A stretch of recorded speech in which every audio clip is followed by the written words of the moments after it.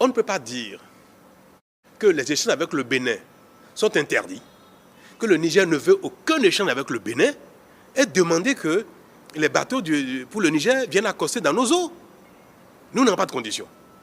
Nous sommes ouverts, nous le voulons bien, ça dépend d'eux. C'est eux qui refusent, ce n'est pas le Bénin qui refuse. Ils refusent que le Bénin et le Niger échangent.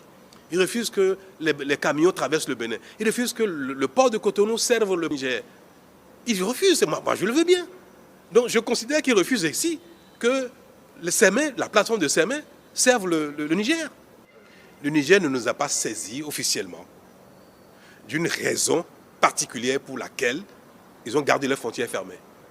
Ils ne nous ont pas saisis officiellement non plus de leur volonté d'envoyer des bateaux chargés. Hein. Ils ne l'ont pas dit.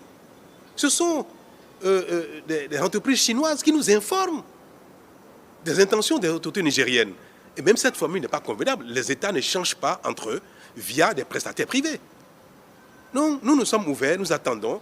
Et nous avons seulement dit aux Chinois qu'attention, il ne peut pas avoir de bateaux chinois dans nos eaux pour charger des produits nigériens. Vous me demandez quelle attitude adopter face au refus des autorités béninoises de chargement du pétrole brut nigérien par le port béninois du Sémé. Et j'ai entendu les médias pyromanes, genre RFI et autres, annoncer la fermeture par le Bénin de chargement du pétrole brut nigérien par le port de Sémé, c'est-à-dire le port béninois de Sémé. Si l'information s'avère, le Niger et la Chine populaire se devraient de bien aviser. En ce qui nous concerne, dès le départ, nous avons émis des doutes sur le comportement du Bénin. Mais le mea culpa du président béninois Patrice Talon lors du dernier sommet de la CEDEAO à Abuja au Nigeria nous a fait changer de position, croyant que la normalisation des relations économiques entre le Bénin et le Niger, compte tenu des enjeux économiques, des relations fraternelles séculaires entre le Bénin, le peuple béninois et le peuple nigérien, les intérêts supérieurs des deux peuples allaient primer sur toute autre considération contraire aux intérêts des deux peuples. Puisqu'il en est ainsi maintenant, la République populaire de la Chine se devrait, en concertation avec la République du Niger, de prendre des dispositions diligentes utiles pour mettre en œuvre dans les meilleurs délais la création d'une raffinerie et d'un port sec de vente de pétrole brut et raffiné à Gaïa, ce qui permettrait au Niger et ses partenaires chinois d'être indépendants dans le commerce du pétrole nigérien. Tout celui qui veut acheter le pétrole nigérien pourrait venir se ravitailler sur le territoire nigérien. Cette option permettrait une création d'emplois au Niger, particulièrement dans le domaine des transports du pétrole nigérien. Des activités commerciales parallèles peuvent être organisées, ce qui pourrait booster le produit intérieur brut nigérien. En outre, pour pallier au plus pressé, à partir de la frontière avec le Bénin, le pipeline pourrait être dévié vers le port de Lomé.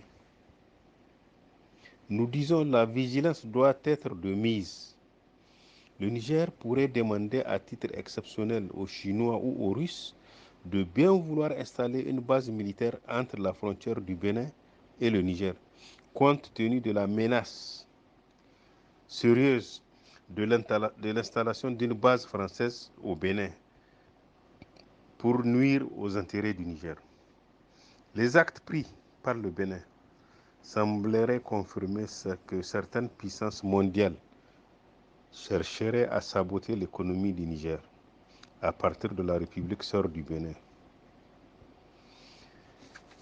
Nous préconisons du côté diplomatique, géostratégique et géopolitique international que la commission mixte Bénin-Niger se devrait d'être activée, car en matière de relations économiques internationales, il n'y a pas d'état d'âme.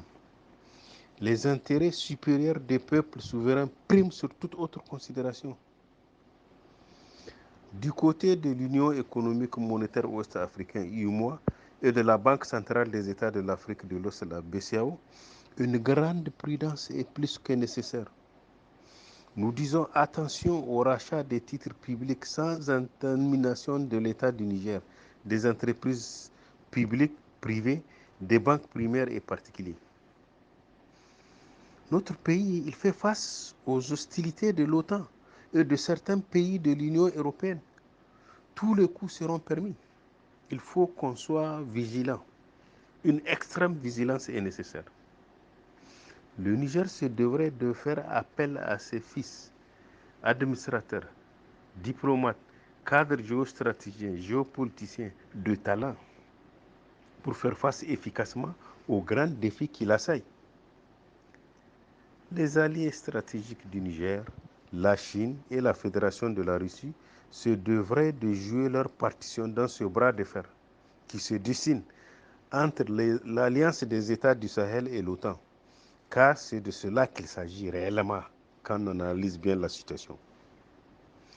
Aux autorités politiques nigériennes de bien vouloir prendre des dispositions diligentes et utiles pour mettre les hommes qu'il faut à la place qu'il faut, afin d'éviter au pays des difficultés aux conséquences sociales très désastreuses. La situation exige de faire appel à tous les citoyens nigériens capables, sans aucune discrimination. Vous savez, dans les relations économiques avec les pays voisins, il ne saurait avoir de place aux états d'âme. Comme nous préconisait le doyen Kwame Nkrumah, l'Afrique doit s'unir ou périr. Et c'est le Niger qui gagne. Je vous remercie de votre aimable attention. Je savais ça, ça fait près de 10 jours ou plus même, que les gens se disaient des messages circulaient pour dire que le Bénin va nous interdire le passage de notre pétrole sur son territoire d'économie comme ça. Là. Moi, depuis, j'avais dit, et j'avais même parlé sur ça, j'avais dit, mais c'est une chance pour nous. Si le Bénin nous interdit de faire passer notre carburant dans son... Mais c'est une chance pour nous. Les salauds, les mafieux qui ont fait même le projet pour passer ça au baril, c'est pas mafieux, c'est des mafieux. C'est pour nous voler. Donc c'est une chance, voilà qu'on va se passer de ce vol. Et puis, ce que les Nigériens doivent savoir, mais nous avions vécu sans essence. Et nous avons de quoi faire notre prospérité sans essence. Je vous jure que si le président Kiani tourne la tête pour oublier ces... D'abord, ces produits-là, c'est pour appauvrir les pays. L'Arabie Saoudite n'a jamais rien eu de richesse à partir de l'essence. Quelle richesse? Ce qu'on lui prend, on lui amène ça en building ou bien des gardiers comme ça. Ce n'est pas du développement.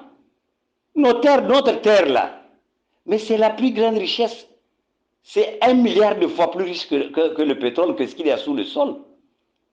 Les ressources humaines que nous avons, les hommes et les femmes que nous sommes dans ce pays-là, c'est suffisant pour créer de l'épanouissement, pour créer le bonheur. C'est suffisant pour produire. On a de l'eau.